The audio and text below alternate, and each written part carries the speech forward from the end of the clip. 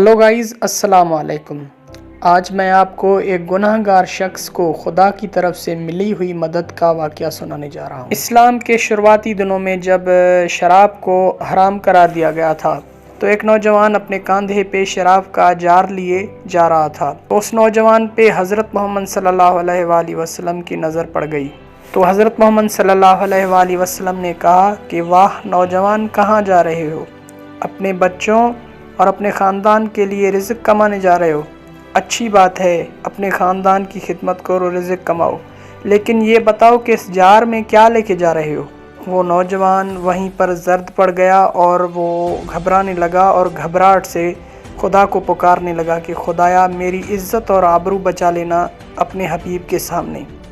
اس نوجوان نے حضرت محمد صلی اللہ علیہ وآلہ وسلم کو کہا کہ آقا اس میں شہد ہے۔ حضرت محمد صلی اللہ علیہ وآلہ وسلم نے کہا کہ دکھاؤ مجھے۔ تو نوجوان نے اس جار کو زمین پر رکھا اور خدا کو پکارنے لگا کہ خدایا میری مدد فرما، مجھے اپنے حبیب کے سامنے رسوا نہ کرنا۔